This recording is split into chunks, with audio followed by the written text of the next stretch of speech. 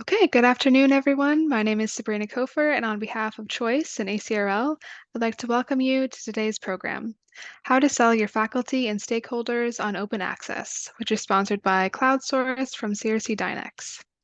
This session is one in a series of sponsored webinars from Choice and ACRL that addresses new ideas and developments of interest to the academic library community. I'll just put a couple links in the chat for where you can register for upcoming webinars, and watch previous webinar recordings. Before we get started, I'd like to point out just a few features of the webinar software. All attendees who join the presentation are automatically muted and your cameras are off, so don't worry about generating any noise or feedback. We've got that taken care of for you. In the main area of the screen, you can follow along with the presentation materials. To adjust the size of the slides or video, you can use the divider in the middle of the screen to slide the sizes to your liking. Next slide, please. Thank you. We are using the Q&A feature today. Please use it to ask questions of our speakers or to share any comments. We'll answer as many questions as we have time for at the end of the presentation, so please type your questions into the Q&A module as they occur to you. You can also use the upvote feature to highlight questions you'd like or would like to be addressed.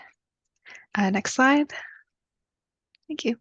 Also, there is closed captioning available for today's session. To toggle the automated captions on or off, please use the CC button on the bottom right corner of your screen. Also, please note that we are recording today's program, and everyone who registered should receive a follow-up email with a link to the archive version and where to access today's slides. And with that, we are ready to get started, so I will hand it over to Maryska. Hey, thank you so much for joining us today. My name is Maryska Connolly. I am a former academic librarian and the CloudSource Director of Partnerships and Communications at CRC Dynex. My colleague presenting with me today is Katie Glaeser. She's the CloudSource Product Manager and also a former academic. Katie and I actually met about 12 years ago when we worked at the same university library in Georgia. We have both managed e-resource collections and were advocates of OA at our previous institutions. So much of this content comes from our personal experience and research. I will also note that that Rick Branham will be monitoring our Q&A today, and he is our VP of Pre-Sales and Academic Content Solutions. Great, let's begin.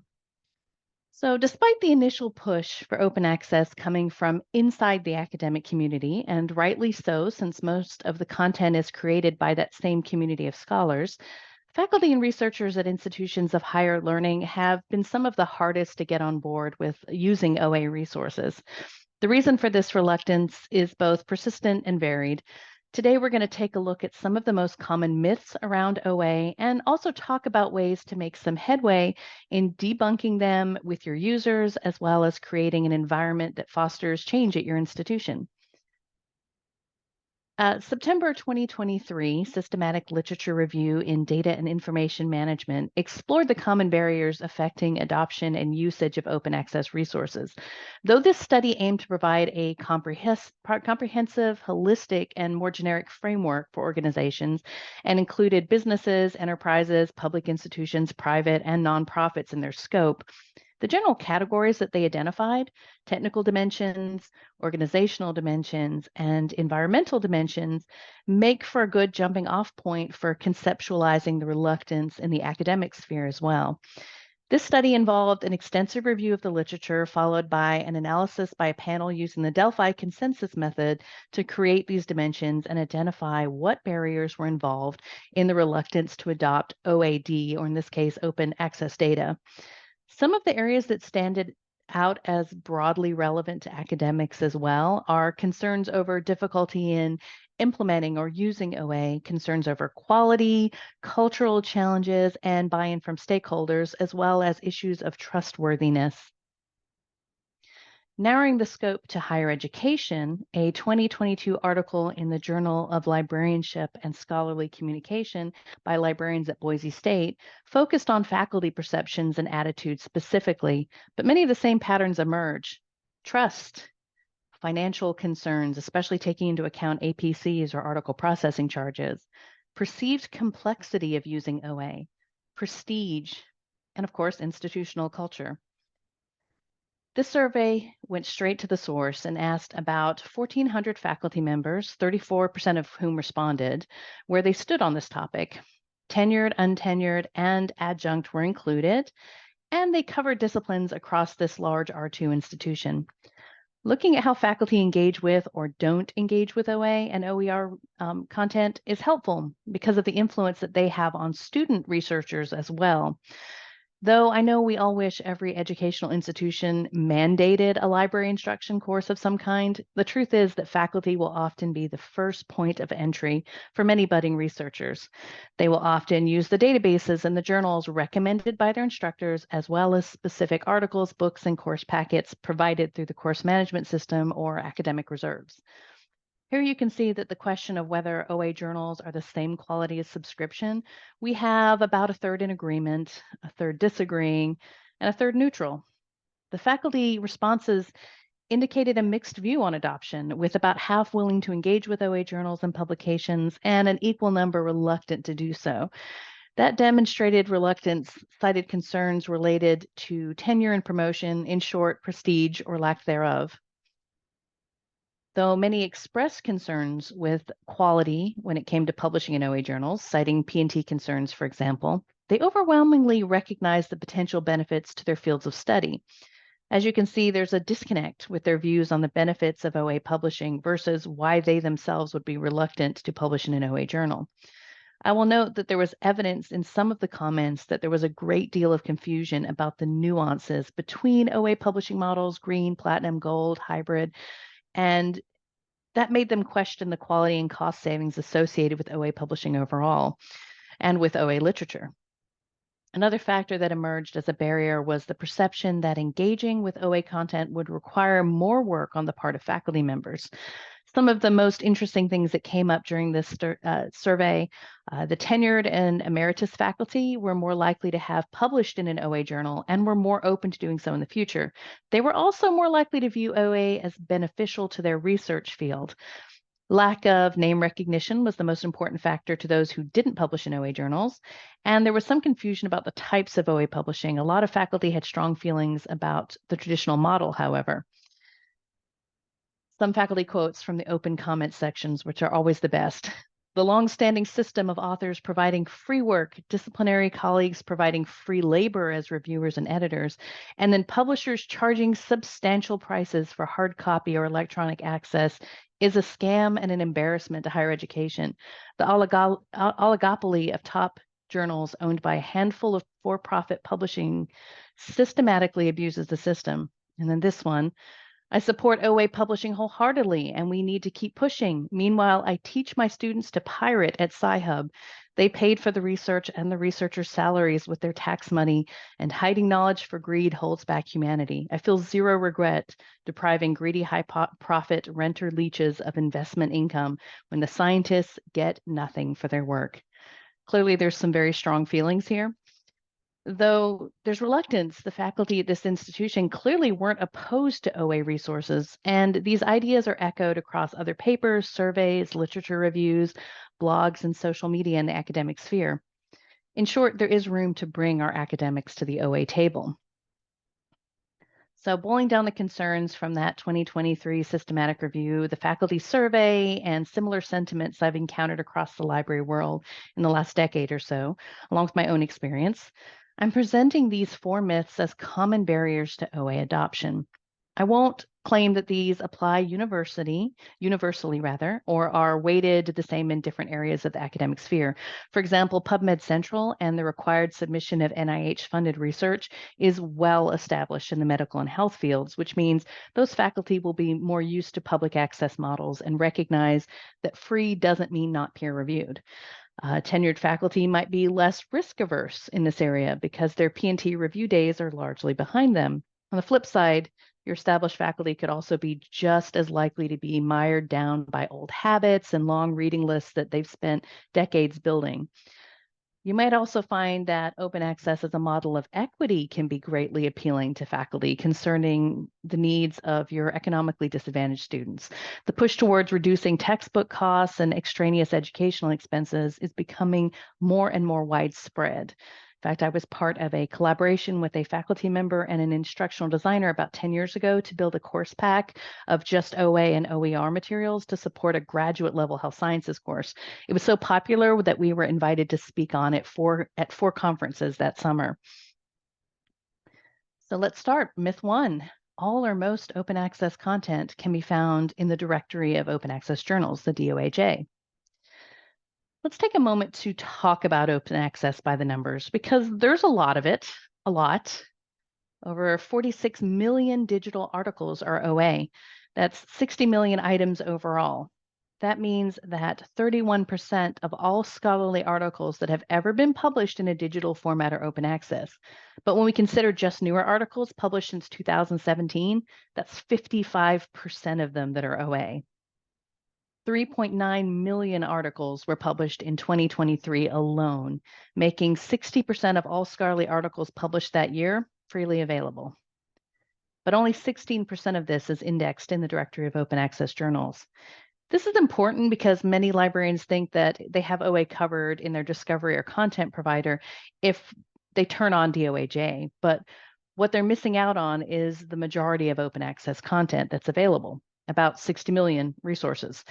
The graph on the right illuminates an anticipated shift in scholarly communication by 2040, where we expect near 100% of peer-reviewed articles will be published with an OA license. The primary driver behind this trend lies with the funder mandates. Funding mandates from institutions of all kinds, government, private, academic, is what is driving a lot of this OA momentum. So to review, most OA content isn't in the DOAJ, actually only 16%. The rest are in hybrid journals and other OA colors like green and bronze OA, so libraries using traditional discovery platforms are missing out on 84% of OA content. Hybrid journals are actually from the top publishers with familiar names such as Elsevier, Wiley, Sage, Springer, and Nature. But articles from hybrid journals are hard for users to find if the library doesn't subscribe to the journal. There are documented cases where an article receives a paywall reply when the article was published with an OA license. For the readers and researchers, a hybrid journal is not OA in any useful way. They remain subscription journals for all intents and purposes, especially if you have to subscribe to that journal to have those OA articles show up in your discovery layer. And the driving force behind OA publishing is often the grant funders. They're typically universities, government agencies, and private and international organizations. Myth number 2, articles in OA journals aren't peer-reviewed. This is where the concern for prestige comes in. One of the most persistent myths is that OA journals are at best lower quality and at worst equivalent to self-publication or vanity publishing. And to be fair, I get it. Predatory and vanity publishing, that's in the minority, but it does exist. Fortunately, they're easy to spot with a bit of care and a knowledgeable librarian in your corner, and the vast majority of OA content isn't from those sources. On the contrary, what we see when we look at the top-ranked journals is that they have very high OA publication rates. These are not fly-by-night titles. These are the top multidisciplinary journals, and here as of February 2024, ranked by Cimego, and it goes up every time I look. Most of them are more than half OA, and many are approaching or have become fully open access. We see this discipline by discipline. The higher the rank of the journal in the database, the more likely it is to have a high open access publication rate. The reason for this is simple. The top researchers are getting grant funding and often with OA mandates, and the top publishers want to publish their research.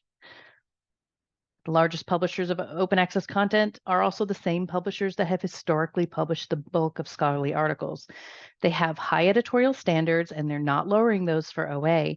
These journals publishers will always want to publish the best authors with the most interesting research.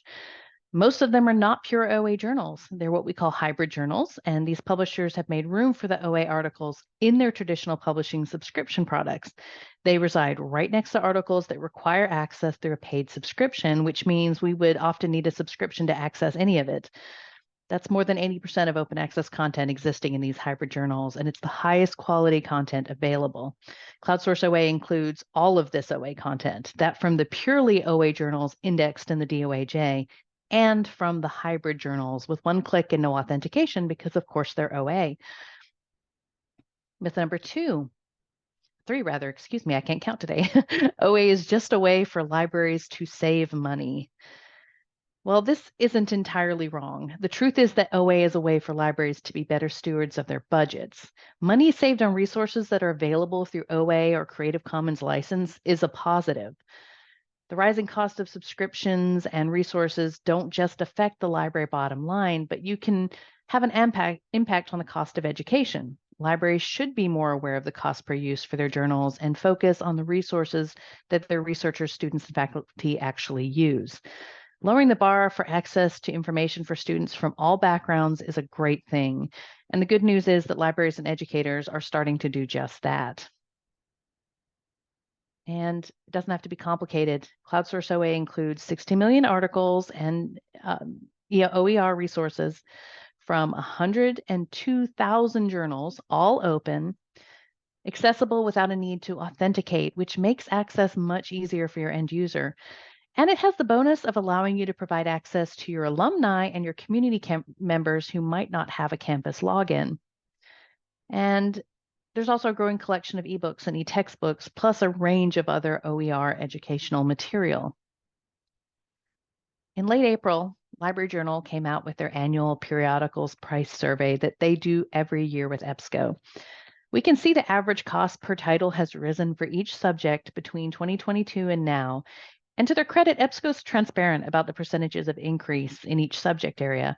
However, the report doesn't take into account how much of this content is hybrid OA. Based on analysis that we've done in the past, I would say a pretty good percentage of it is. One thing that's certain, though, the cost of databases and journals goes up every year, and so does the amount of articles that are published with OA mandates. This is one myth I don't think that should be debunked as much as used to open a conversation with your faculty and stakeholders. I don't know of a library system or educational institution that isn't pinched right now, that isn't experiencing cuts to their budgets, or if they're lucky, a flat budget. Libraries can either crack under that pressure, or it can be used as an opportunity to re-examine the current way of doing things. If you surrender staff positions, you might not get those back. There's only so much that can be cut when it comes to facilities and hours.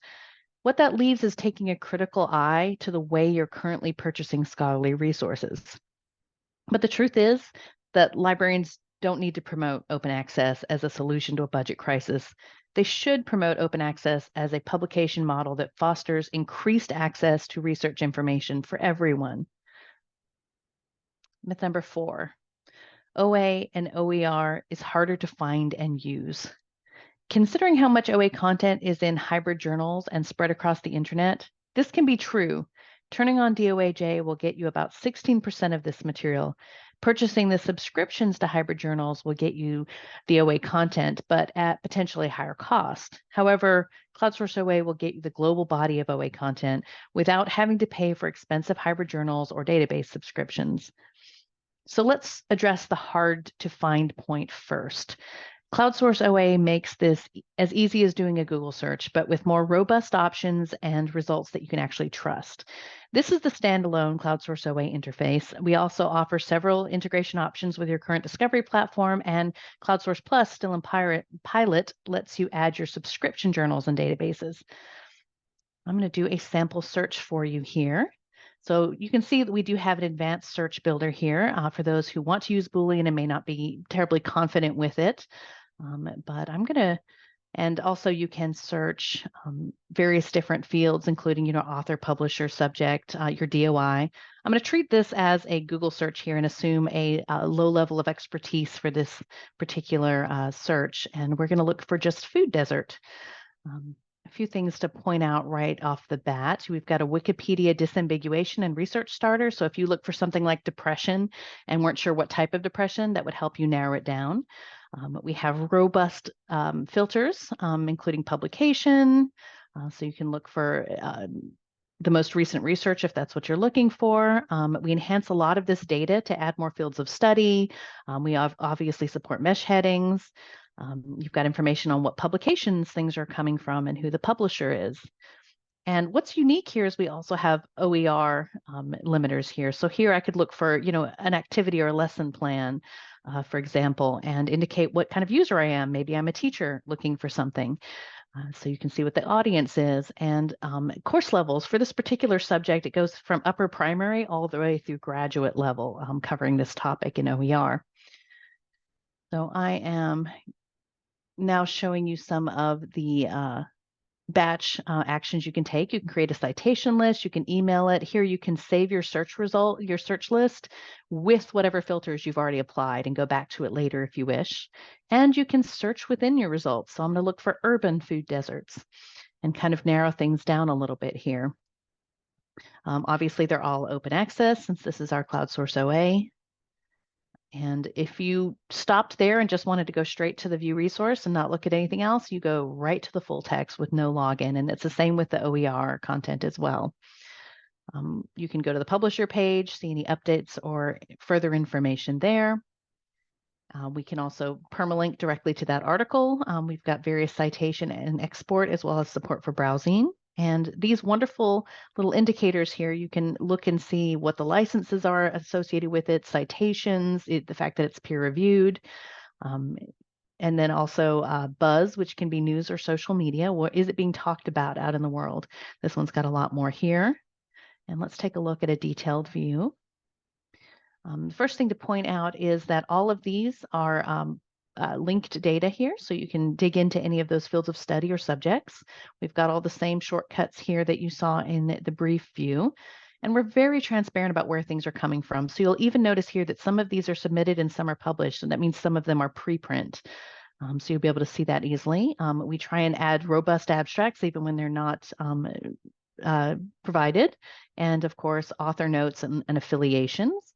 And anything that is open access that's been referenced, cited by, or published with is going to be listed here, so you can go straight to those articles. This is a really cool feature here. So if you want to look at the reference list, for example, anything that's OA, you can open in a separate tab and have a chance to go through that as you're doing your research later. As are published with. It looks like there's a lot of OA in this journal. Might be a gold or diamond.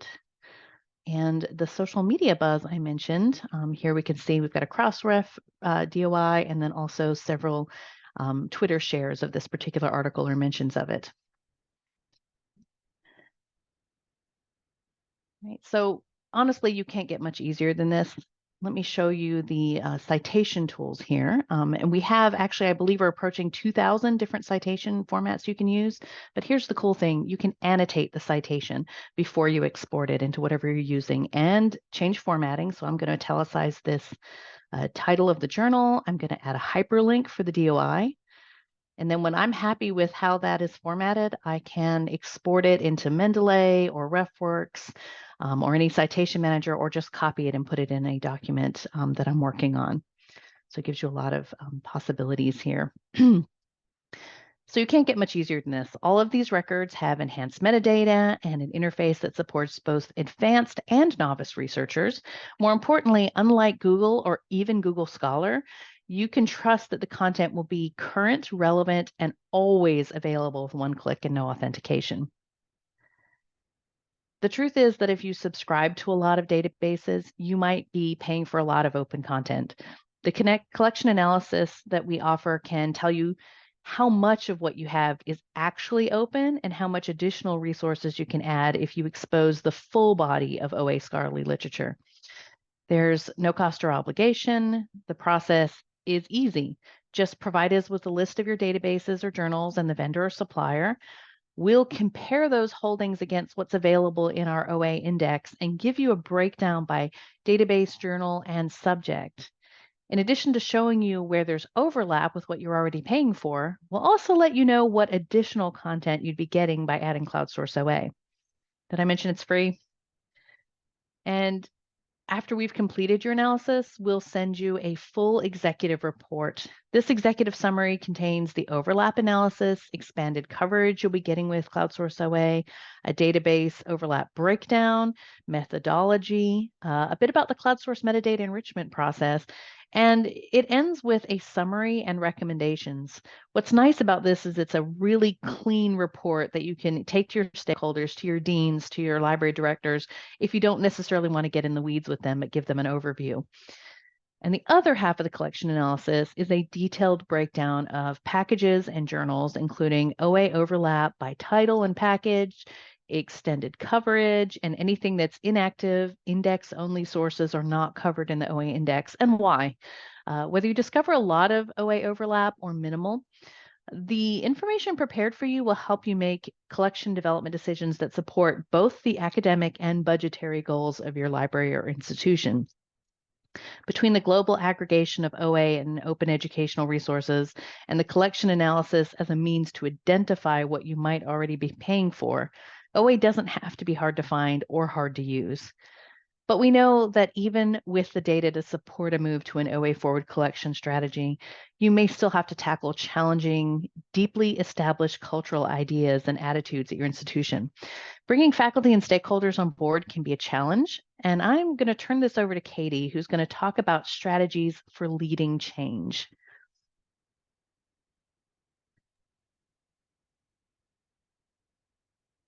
Hi, everybody. As my colleague mentioned, my name is Katie, and I'm going to be talking with you a little bit about some strategies for implementing change in your institution.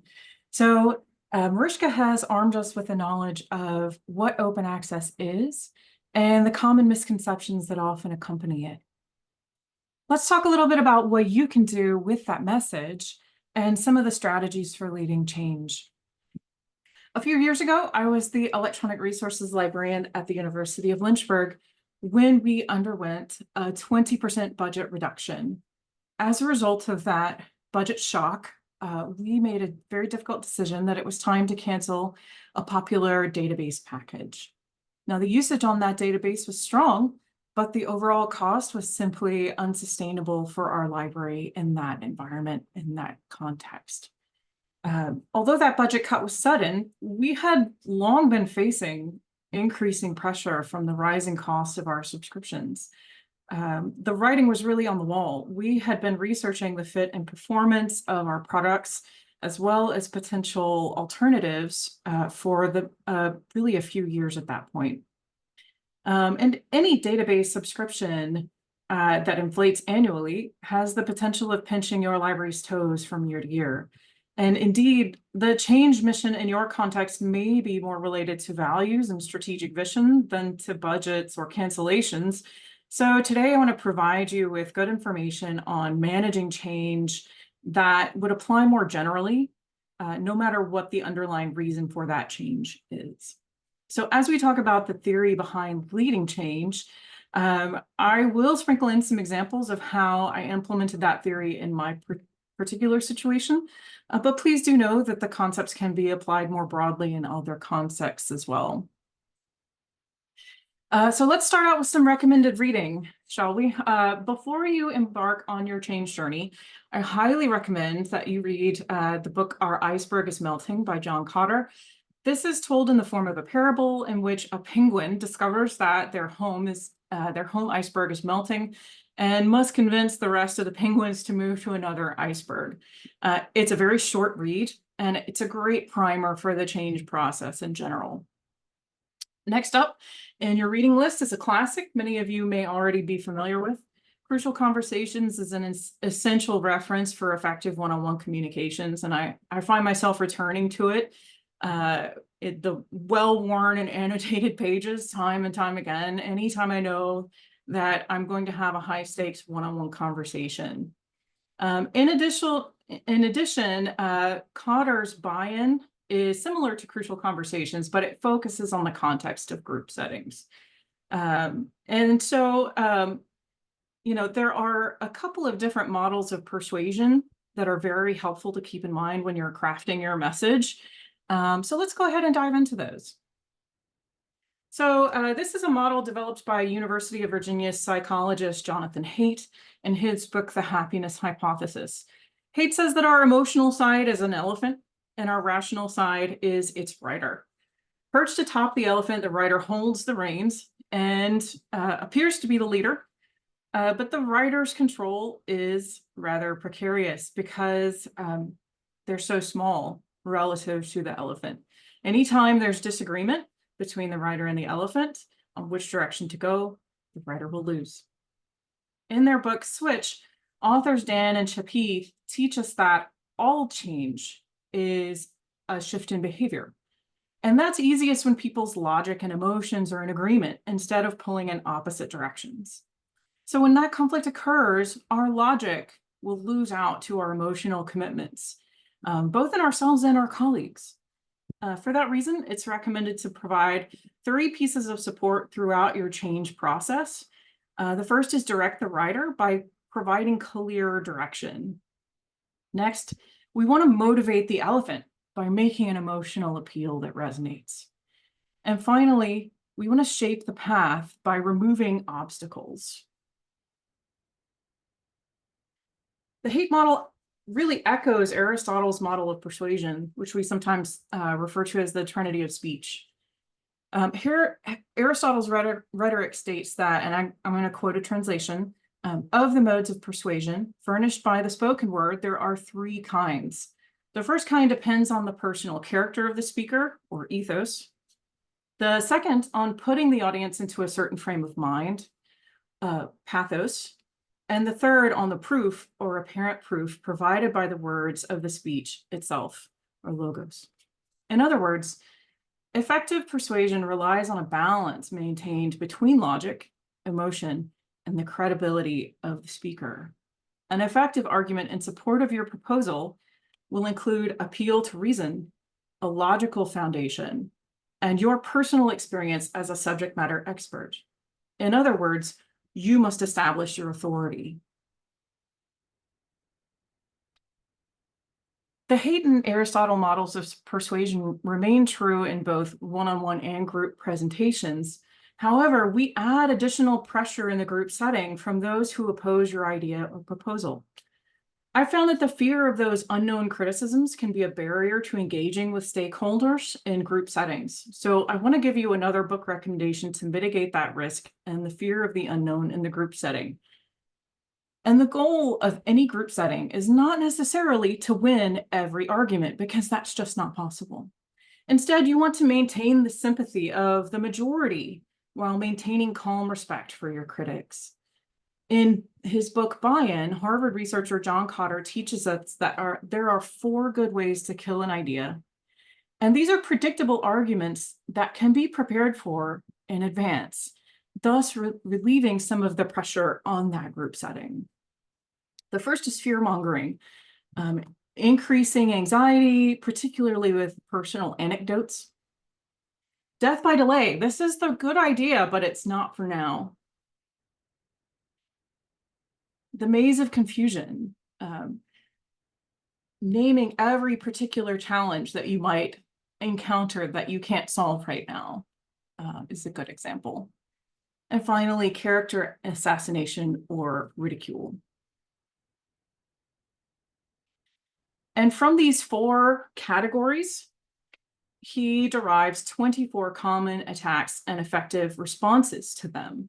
As a librarian, I would frequently arm myself with those 24 attacks and responses before going to departmental faculty meetings, steering committees, or other group settings where I knew that I might encounter vocal opposition in front of an audience. Here's one example of a moment in which I utilized Buy-In to prepare myself and my team. I actually copied and pasted this directly from a handout that I provided to the library staff prior to a proposal to the Friends of the Library group, which was comprised of alumni and former employees. Although they're not all shown here, because it wouldn't fit on the slide, I did provide all of the common attacks and effective response suggestions to my colleagues, and I highlighted the ones that I anticipated to be most likely. This reduced the anxiety all around, as we all as a team had the confidence to face our stakeholders with a unified and positive vision and message. So we talked about some communication strategies, which are foundational to any change mission. Let's move on now to looking at some organizational strategies. This is an oldie but a goodie. Cotter's 8-step model for organizational change, which he originally described in a 2007 Harvard Business Review article entitled Leading Change: Why Transformation Efforts Fail. He then updated that model with the books you see here on the right, published in 2012, 2014, and 2021, respectively. And the elements of that model begin with building a guiding coalition, your stakeholders and your close colleagues. This could also include your faculty departmental chairs. Next, we're going to form a strategic vision and initiatives, enlist a volunteer army, enable action by removing barriers. And I think you could probably hear the similarities in the hate model of smoothing the path. Generate short-term wins. This really boosts morale quickly and enables you to push forward to sustain your acceleration and finally to lock in that institutional change. Sorry about that. Now keep in mind that your change mission may not neatly fit into any specific conceptual model. Perhaps one of these elements may be irrelevant or impractical in your context. I would simply invite you to use this as a tool to reflect on your situation and glean from it the things that are actionable in your situation. And so I promised you a real world example from my personal experience. So let's dive into that. And from here on out, I will include a crosswalk of the strategies that we have discussed already that I employed in my own change journey. So looking back at our decision to cancel our database package, once that decision had been made, the real work started. And what do librarians do first? We go to the literature. The 2021 article, Communicating Collections Cancellations to Campus, a qualitative study by McLean, Dawson, and Sorensen, revealed the important themes that would inform both the tone and the contents of future communications. And the first order of business, and arguably one of the most important, was to create a communication plan and then to pitch that plan to my colleagues on the library staff. Because our teaching faculty are not the only people that need convincing. The most important allies that you have in a change project are your own colleagues in the library. They're going to have to shoulder a burden in the change vision. And so it's important that their voices and their concerns are heard and accounted for in the strategies that you plan to implement. Here you can see the actual meeting minutes from my own proposal of our communication plan. My colleagues anticipated receiving complaints at the desk in opposition to the cancellation when attending departmental faculty meetings, which is why I created both a LibGuide to house important information, as well as an internal cheat sheet that could be used at the desk to answer questions or route complaints. I also drafted email templates that my colleagues could tweak and then use more easily to manage their individual liaison communications that were part of the communication plan. And here is that template. And you can see here is the finished product for one of my own liaison departments.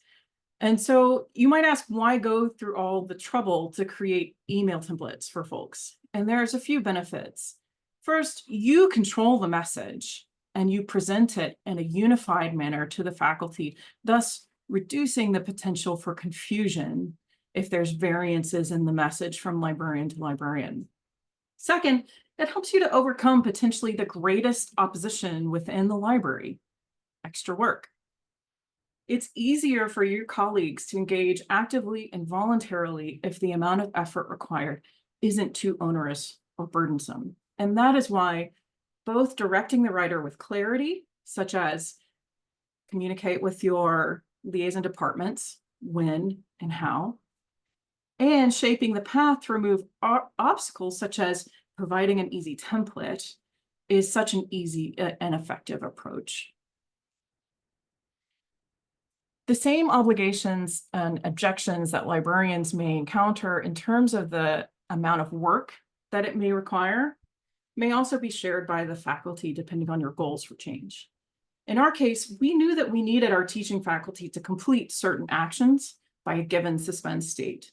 So all of our communications and reminders reference this timeline on the right, prompting faculty to check their course materials and syllabi for this publisher's content, to find alternative access or replacement articles, and to update their course materials prior to the suspend state. And finally, we made a call to action as part of our communication plan. This appeared on the research guide that we sent to faculty in the initial announcements and follow-up reminders because faculty need to understand how they can make a positive contribution moving forward. Here you can see that this message followed the hate model by directing the writer with a clear call to action, motivating the elephant with an emotional appeal that resonates with the audience, and smoothing the path by providing a step-by-step plan with URLs to initiate related tasks, such as understanding their publication rights utilizing Sherpa Romeo. Now, you may be curious how it all turned out. When we turned off the lights on that canceled database, what was the faculty's reaction? Were we inundated with complaints at the desk? So I won't keep you in suspense. The faculty's reaction was nothing. We had basically silence. One biology professor inquired about getting an a la carte subscription to one journal, but later decided that he had found an adequate alternative and no longer needed it. And that was it. No complaints, no uproar, nothing. Now, this isn't to imply that all that we did was for naught and that none of our careful planning was needed. Rather, I think that the faculty was adequately informed and given plenty of time to adjust their course materials and voice their needs. Perhaps in a different context, like a large research institution, as opposed to my smaller liberal arts university, that conversation with faculty would have been a much more of a two-way street, particularly regarding a la carte journal subscriptions. But in the end, my library director and the provost were both pleased with the way in which the change was managed. And I firmly believe that had the faculty been displeased, they would have made it known forcefully. So in summary, as you think about persuading your faculty or moving forward with any change vision for that matter, keep the Cotter model in mind. As you launch your OA initiatives and glean the best practices of persuasion, use your own authority as a librarian and include appeals to both reason and emotion. Shape the path of your stakeholders, both internal and external, in order to minimize resistance and ensure success.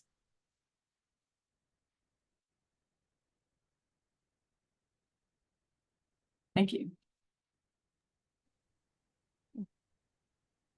Katie, if you would, there we go. We definitely, as librarians, have lots of good references there for you. So definitely check those out when you get the slides later.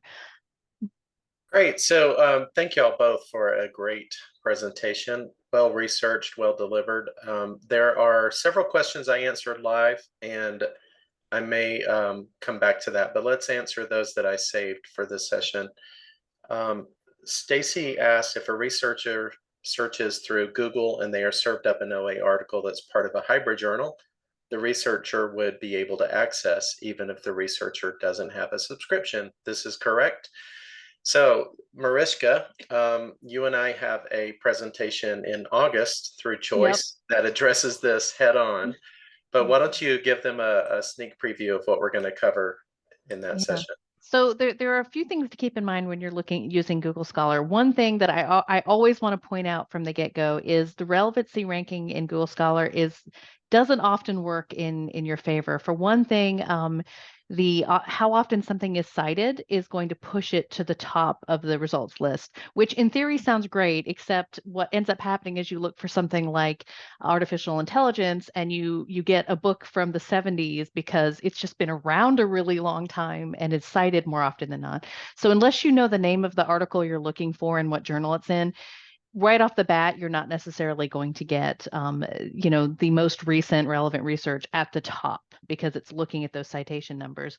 And then when it comes to whether you're going to be able to get it, there's several ways that I think Google gets a lot of their, if it's something, for example, that's indexed in Crossref and it shows up, maybe you might get the full text link. You might also get like a ResearchGate page for people. It's just not curated in the way that something like CloudSource is, where we're sure that the link we're providing is the correct one to take you to full text. So unsatisfying though it might be, the answer is maybe. If you get linked to the correct either publisher page that happens to have that OA article linked, or a Google Scholar or ResearchGate or someplace that they've linked to the correct URL, sure, you'll get in even if it's hybrid. But there's a lot of things that have to fall in place correctly before that actually happens. Do you have anything to add to that, Rick? I know you've looked into this a lot yourself. No, that's exactly what I would have covered. So the final answer is you can probably find the data, especially if you have a DOI and you're looking for something specific. Yep. But if you're a user trying to find open sources for a particular paper, then good luck. They're going to have a hard time trying to navigate Google Scholar and get to relevant results easily. And again, we urge you to sign up for our webinar when that's announced in August. And the next question, Jeremy asked, can CloudSource OA be integrated into the EBSCO discovery layer? And I'll take that one. Yes, Jeremy. In fact, we've recently done some work with EBSCO to add CloudSource as a custom link, to add it to the full text finder, so the link resolver, and also to add it as a supplemental source. Now, having it as a supplemental source is important because remember that what shows up in your EDS results are things you subscribe to, and possibly DOAJ if you've turned that on. It's not going to include hybrid journals and other OA colors that you don't subscribe to. So being able to search the CloudSource Discovery Index directly is important. And Summon, Primo, and OCLC all have that ability to search additional resources. We also integrate with your LibGuides very easily. We provide you with content for that, and any research guides that you've put together, we can plug in content and direct your users to CloudSource. Keep in mind that one of the answered questions I provided was about authentication. We don't mandate that you put CloudSource behind an authentication layer, and that is because it's kind of an antithesis to the OA movement. We want to give people direct access to this OA content and not hide it behind authentication. We think that's a barrier for students and perhaps alumni.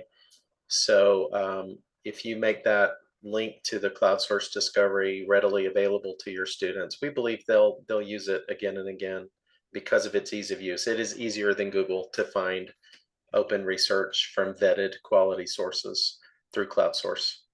Yeah, and just to reiterate that, being able to make it available to other folks on your campus, and associated with your campus. I know I managed our Easy Proxy, I managed our LDAP server at one of my libraries, and if you were, on our custodial staff, you didn't have access to library resources. If you were an alumni, even if you graduated the year before, you didn't have access to library resources. And it's such a huge thing to be able to offer that to those folks as well that are sometimes left out just because we don't want that FTE to be too high and to cost us too much to subscribe to expensive databases. So That's right. Thank you. So Christina asked, how does CloudSource compare to OpenAlex? That's a great question, and I'm glad you asked it, Christina. OpenAlex is one of the partner services we work with to enrich the metadata of the resources we're making discoverable. So OpenAlex took over the work from Microsoft Academic Graph, which is they are using AI, if you will, to extract concepts and add them as fields of study. And soon they're adding them as topics. That's something that's coming. And all that work that OpenAlex has done is available in our metadata enrichment that we provide. So they're a partner. And again, it's really around providing better subject analysis for these articles and publications. So I hope that helps. Let's see, Pavlika asked, what about Alma and Primo integration? Yeah, so again, any of the other discovery services like EDS, Alma Primo, OCLC Discovery, they have that ability of redirecting a search to a third-party source. What I discussed with EDS integration, those things are similar. So you can integrate with a link resolver and treat it as a redirected search to the CloudSource results. That applies to really any of the major discovery layers. And we do have lots of CloudSource customers that are using OCLC Discovery, Primo, EDS, Summon, you name it, homegrown discovery systems from Blacklight, Viewfind, etc. Moriana asks, how does it compare to Core? Well, again, Core is doing a great job as a not-for-profit organization in helping identify open access resources. And we are attempting, while we don't directly partner with Core, the open access resources they're identifying are included already in what we're aggregating. So the core data would be considered a subset of our index. So we've already aggregated globally open access content. And Katie and Maryska, jump in if you need to append Absolutely. to any of my answers. Yeah, I was just reading that one about the version of record being presented, and I'll happily jump in on that one when we get to it. Yeah, that's great. Okay, so Jeannie, sorry if I pronounced it wrong.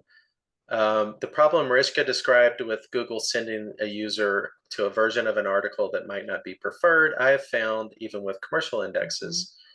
Does CSOA ensure that VOR is presented to users when a postprint is also available? How does it present the different versions of an article to the user?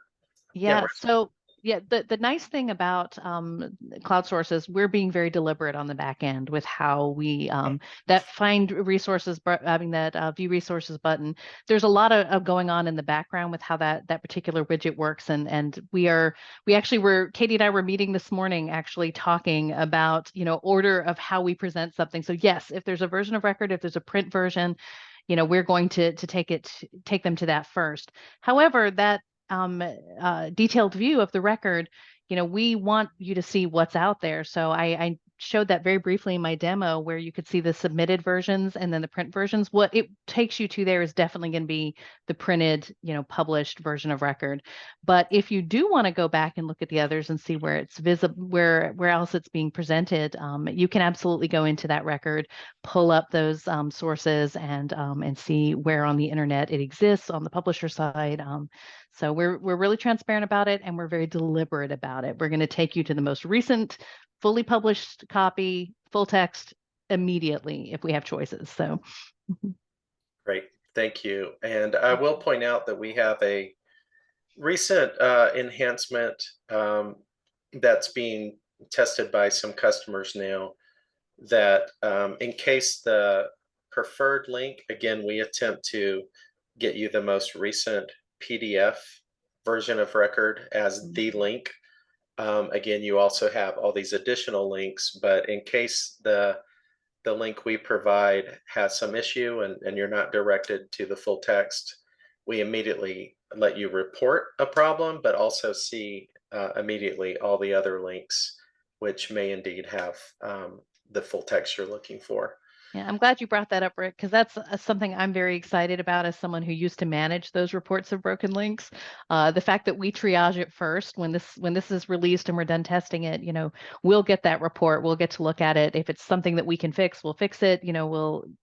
We'll take that first line of triage for you when something's broken and try and get it fixed. So you're not getting a flurry of emails from someone going, I can't get into this, it's broken. So I think that's another quality of life improvement for our e-resource librarians. Yeah, and also it's a big contribution back to the OA movement. We're attempting to find and correct problems with linking interactively and in a very efficient way. So we're reporting those back to the publishers so that action can be taken on those. Okay, so Tracy asked what needs to be done beforehand on the analysis setup side and who should be involved in the process of the analysis. I'll direct everyone to cloudsource.net, and there is a handy link right in the top toolbar of that website where you can submit a collection analysis, and it gives you some detail on exactly what we're looking for. In a nutshell, it's very easy. We want a list of your paid databases for scholarly content. All right, so don't send us commercial databases and things of that nature, news sources that aren't OA and aren't part of this analysis. We're providing an OA overlap analysis. So give us your scholarly databases and the providers in a spreadsheet. And that's really all we're looking for, and we'll do the rest. But the website does have a little more detail on what we need there. But we want to make it easy for you, and we'll work with you on whatever you can pull out. All right, I think we answered all of those. I just wanted to highlight some of the, you're welcome, Tracy, some of the other questions just to call people's attention to it. Someone asked about Cimego, and I gave a link there to the Cimego website, but it's a pretty reputable index of journals and their prestige and impact. So Cimego does a good job of ranking them. And again, Nora asked about hybrid journals. I want to reiterate that most discovery layers make it pretty easy to turn on DOAJ and some other aggregated OA resources.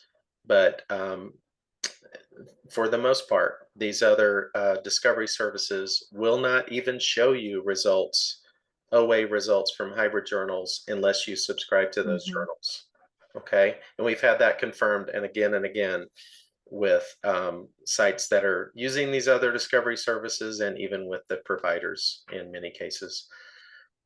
Stacy asked about Google. We answered that live. Hold on, let me weed past those. I may not have marked them all correctly. Apologies. No, you're good. Patricia asked about small one-title publishers. Again, unless it's vanity press or a predatory publication, then we are attempting to aggregate all of that open access content and include it in our index. So even the small one-title presses should be included. As far as pricing is concerned, reach out to sales@cloudsourceoa.com. All we need is your FTE, your full-time student enrollment, for a price quote, and there's no obligation. We can give you a budgetary quote along with the collection analysis, and we answered those. Okay, so I think the rest of these we covered. One thing Sarah asked about authentication, and I did mention it, but I'll repeat it. We don't require authentication, but if your institution or your policies require it, we can authenticate via IP ranges and or a proxy service like EasyProxy or OpenAthens if you do require it. But we kind of cringe at that a little, not cringe, that's a strong word, but we don't want to keep people out. It's kind of an antithesis to the whole OA movement. So we tend to steer people away from that. Looks like we're just a couple minutes left. Anything, Katie and Maryska, you would like to add? Yeah, I think something that's worth adding, and it's on topic, but you know, a lot of what Katie talked about was communicating changes. And I will say that we try and really support you when it comes to communicating, you know, what you can do with CloudSource OA and CloudSource Plus. You know, when it comes to communicating those things to your patrons and kind of having some social media content and various different templates that you can use. So one thing we do offer to our customers is a lot of pre-made social media and communication content that you can use. We want to make it easy for you to get the word out, to promote your collections, and kind of on a practical perspective, bring people in to use your library resources, especially CloudSource. I think one final thought for me, something I've been reflecting on, I was recently reading the ebook about terms and managing electronic resources and the transition to open. I believe it's an ALA book. You know, one of the sections was talking about analyzing the impact of open access on your collection development strategy. And something that I think is unique about CloudSource's approach is that we do make counter reports available to you. So you can see a counter report with all of your aggregated open access usage. And that includes the title report, the database master, the platform master, and the item master reports. And so you can literally get your usage statistics from, say, you know, a journal that may be hybrid like Nature, and then take your counter report from CloudSource and see how much open access your users had on that same journal. And so this is really giving you a data-driven way to assess the real-time impact of open access content for your users in a very practical and helpful way. And I think that's really special. And I just wanted to highlight that. Katie, is that book in the reference list? Tracy was asking. It's not. I didn't refer to it, so it's not on this reference list, but it is on the available from ALA. I think it's called Terms, Electronic Resources Management and the Transition to Open Access. But I'm happy to provide that citation so that it could go out with the slide deck as well. Perfect. Great. All right. Well, Sabrina, I think we've got it covered. I'll hand it over to you. Great. Thanks so much, Rick. Yeah, I'll just take this time to thank everyone. So thanks so much to Maryska and Katie for taking the time to speak with us today. Thank you to Rick for moderating the Q&A, and thank you to our attendees for your questions and your comments. I'd like to remind our viewers that we did record today's program, so be on the lookout for a follow-up email from Choice and ACRL with a link to the recording and where to access the slides. Also, if you have a few minutes after the presentation to fill out a brief survey, we would really appreciate it. So thanks again to all of you out there for joining us. We hope you learned something new from the session and hope to see you again in the near future on another webinar. Perfect. Thank you, everyone. Thanks. Bye-bye.